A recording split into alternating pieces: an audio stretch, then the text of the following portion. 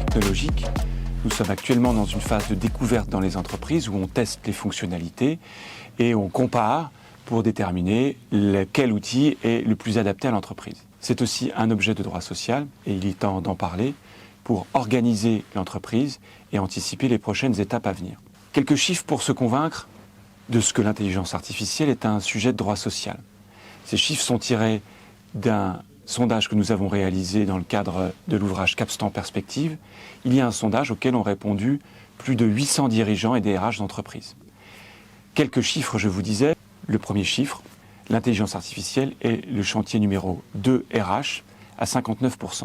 Pour 82%, ils en attendent des gains de productivité, 48% le testent et 70% se déclarent peu avancés ou pas avancés sur la mise en place de l'intelligence artificielle.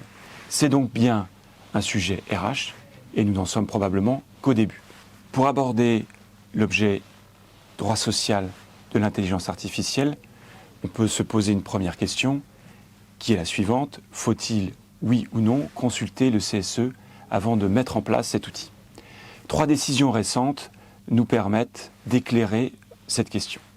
La première, c'est une décision du tribunal judiciaire de Nanterre du 14 février 2025. C'est une ordonnance de référé. La question ne portait pas à proprement parler sur faut-il, oui ou non, consulter le CSE, puisque l'entreprise avait pris la décision de consulter le CSE. Néanmoins, si on veut être complet, on peut noter à la lecture des faits que l'entreprise avait dans un premier temps opposé un refus sur cette consultation du CSE qui avait entraîné la saisine du tribunal, laquelle avait elle-même entraîné cette consultation. Mais je vous le disais, cette consultation avait finalement été mise en place par l'entreprise, donc l'objet du litige ne porte pas précisément sur le point de savoir s'il faut ou pas consulter. L'objet du litige portait sur la phase pilote, puisque la phase pilote était en cours et la décision du tribunal judiciaire est la suivante. Eh bien, dès la phase pilote, il faut consulter préalablement le CSE. Le tribunal suspend donc la mise en place de l'intelligence artificielle.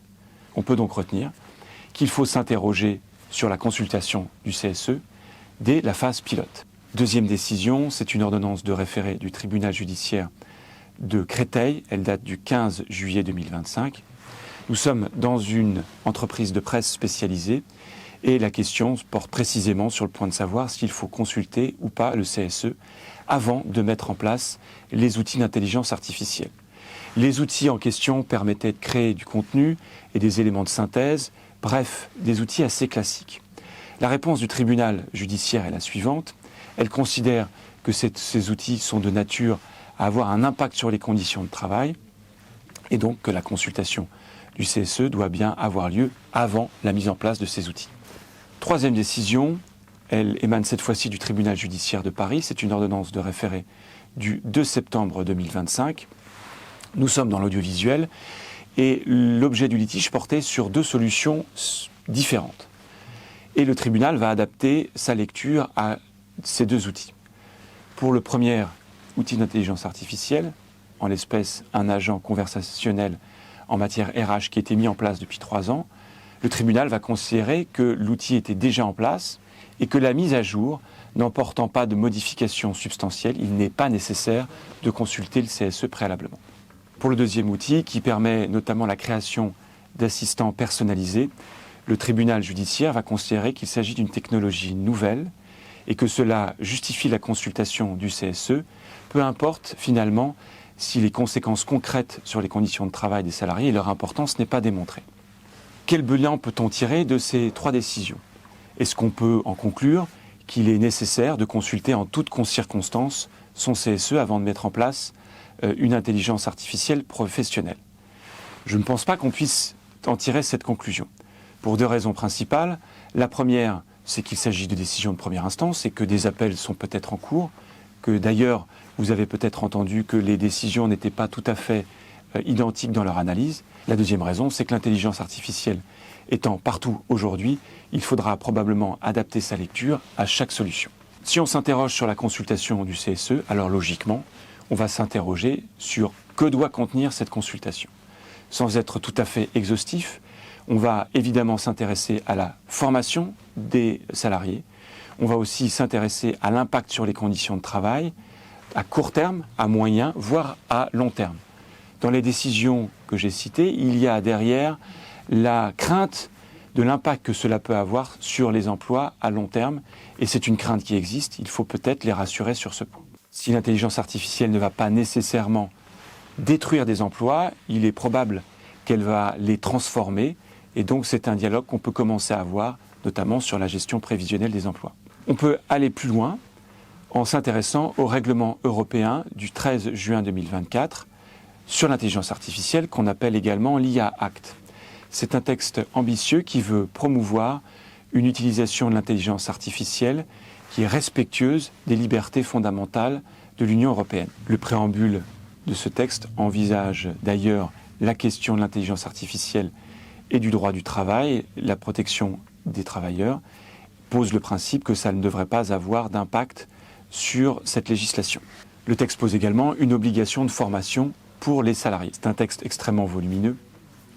Nous n'allons pas pouvoir tout aborder ici, mais les grands principes du texte sont la sécurité des données, la robustesse, la cybersécurité, la transparence. Il y a également des autorités de contrôle qui devront être désignées. Et vous avez également des sanctions assez importantes qui sont prévues par le texte. Ces sanctions sont de 1 à 7% du chiffre d'affaires mondial et des amendes qui peuvent aller jusqu'à 35 millions d'euros. En France, les autorités de contrôle sont nombreuses. Il y figure la CNIL.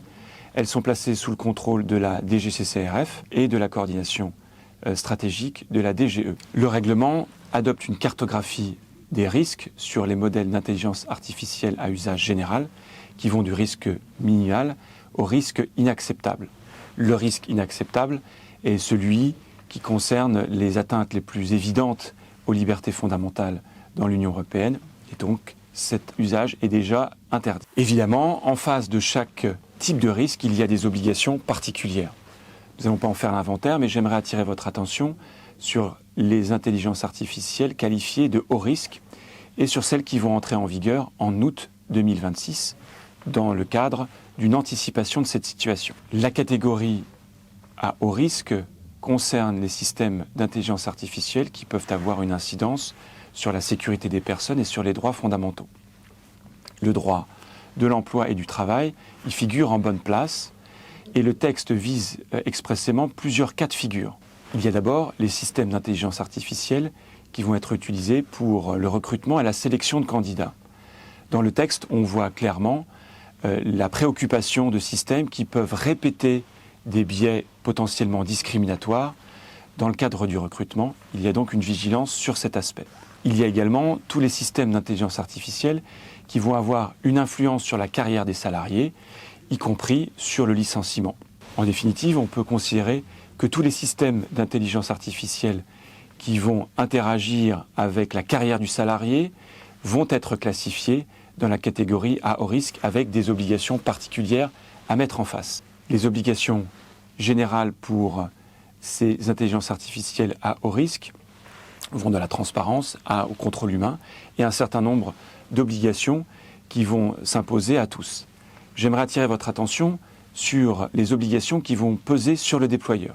Le texte fait en effet une différence entre le fournisseur de l'intelligence artificielle, celui qui la crée, celui qui la met à disposition, et l'utilisateur. Les déployeurs sont ceux qui utilisent une intelligence artificielle sous leur propre responsabilité pour des raisons professionnelles.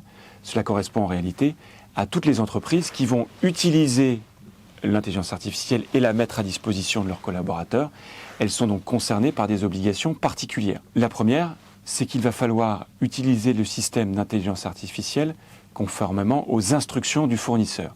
Il faut donc demander ces instructions et les respecter. La deuxième, c'est qu'il va falloir mettre en place un contrôle humain. La troisième, il faut notifier tout incident grave en matière d'intelligence artificielle. Voilà donc les principales obligations qui vont s'appliquer dans quelques mois à toutes les entreprises qui vont utiliser l'intelligence artificielle pour leurs collaborateurs. Nous n'en sommes qu'au début de la mise en place de l'intelligence artificielle dans les entreprises et le service des ressources humaines occupe une place centrale dans la mise en place de ces outils. On parle aujourd'hui de dialogue social et technologique. Il faut donc appréhender ces questions dès à présent et anticiper les défis à venir.